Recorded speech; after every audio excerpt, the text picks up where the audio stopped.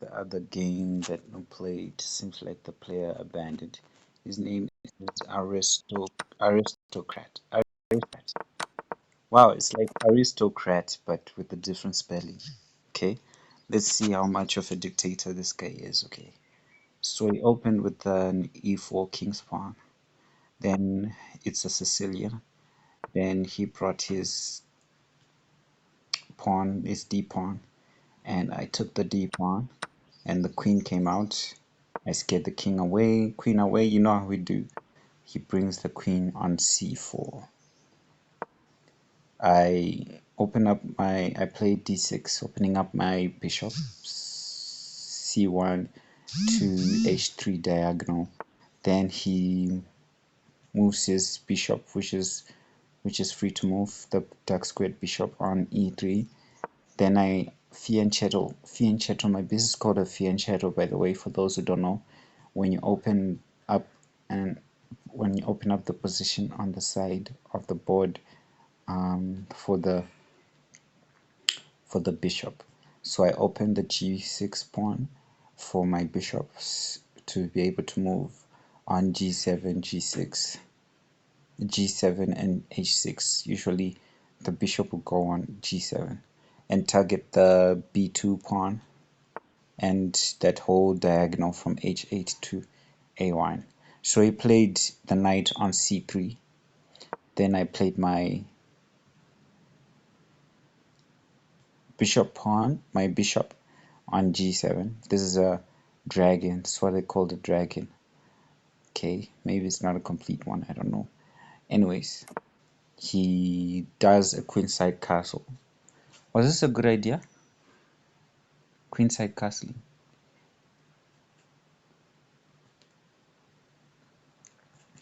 There's an open diagonal on the c file, and on the queen side I have less pawns, but I can use these pawns to attack, and I've got a fianchetto bishop, my fianchetto bishop, right, which is presently is targeting the NC, the knight on c3, as well as the b2 pawn and a1, which is just generally a threat, which is gonna might increasingly be a problem as the game goes on. Anyways, I think it did the castling to target my queen, which is only safe because of the pawn at d6. And what's next? So I move my knight into the middle of the board. Seems like it's a powerful position for the knight on e5. I can go on g4, f3, d3, c4. But what can happen immediately is that the f pawn may chase me away soon enough, or I'll trade. I don't know. So the f pawn can chase me away. Anyways, I threatened the queen on c4, and the queen had to run away. So it came out of threatening, advancing forward, becoming more of a problem on d5. But I like to threaten the queen because it gives me some pace, because while he's running away with his queen, I'm developing my pieces like so. So now I develop my knight on f6. I knew that I would have played this anytime. I threaten the queen again. Now the queen has to move. I've developed my king side. It's complete. And I have one more minor piece to play, to to to develop. So the queen decides to check on e on e on b5. I decide we should trade, right? Because I haven't moved my queen. He's moved so many moves with his queen, so seems right. So he retreats to b3. I threaten him again with my queen. he closes off that trade with the knight on d4, d5, but he leaves his e4 pawn unprotected. And I don't know why I did that. Why didn't I just take the pawn? Oh, the knight was threatening a fork on c2, so I had no choice but to take the pawn and that knight instead. So, and I could have just retreated as well, but instead I decided to trade. Anyways, the the pawn takes d5 and threatens my queen, and I had to retreat my queen. Oh, then he brings his, wow, this is going really badly. He brings his bishop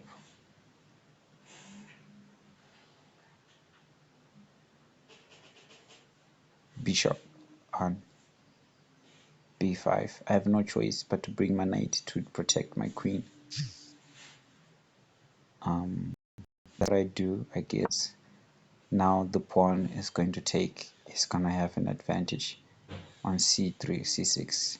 So it takes the pawn on c6, the knight on c6, and I take the pawn with my pawn on c6 and threaten the bishop. The bishop retreats, I guess, goes to c4, threatening my f7 pawn, which is only protected by the queen. So I decide to castle, protect the f7 pawn with my castle, or with my castle and my knight. If you were to take that pawn, I would take the bishop with my castle, and you won't be able to take my castle with his queen, because that would mean that I'm leading. Anyways, he develops his last undeveloped piece, the knight. I decide to bring my queen on on c7, opening up the c8 h3 diagonal and preparing to support my castle on b8, which should be good for me because I'll be able to take that b2 pawn. Remember, I have a fianchetto bishop which will support this attack. He brings his knight to try and put more pressure on the f7 pawn, but this will be in vain because I have the d3, d5 pawn, d6 pawn, which will move to d5, blocking the attack, blocking the bishop, rendering the move of the knight on g5 useless. And yeah, um, this will give me time to attack the b pawn. So he takes the pawn. He made a mistake here. Why would you take a pawn when just to continue the attack? You want to force the attack on my f7 pawn. That's not going to do any good. You're being a dictator. You're not being flexible. Okay, fine. So I take the pawn. I take the bishop. Now we are equal again. He's lost his advantage. Uh, all he has is that pawn, that pawn on d, that d pawn which is about to take. That's it. So he takes the pawn with his queen, and I threaten the. I develop my last piece, the castle. I threaten the castle on d1 with my bg4, bishop g4 pawn, bishop g4 queen, bishop on g4, and now look at this. I don't have any pawns on bcd, on the bcd lines, and my queen is directly facing the king right now. If it not were for the pawn on c2, so the c2 pawn is protected only by by the by that king, and I'm going to put pressure on it, I think. Okay, so he moves to e1. Was this a good move? Go on e1, retreating, running away from my bishop on g4 threat. I don't know if it was a good move or not.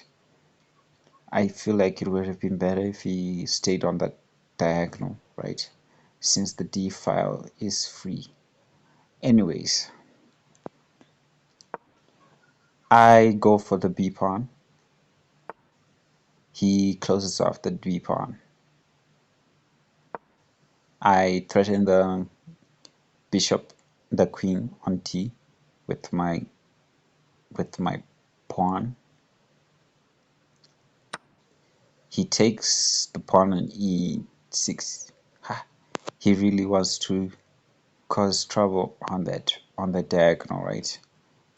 I bring my bishop to defend the diagonal. Now I have a battery. Now I'm aiming for the a2 pawn, and he leaves the game. He resigns. If an attack doesn't work, don't keep trying to press. Don't press. You have to be flexible. You have to plan again. You have to try again. Anyways, that was a good game, Mr. Aristocrat. Thank you for your time.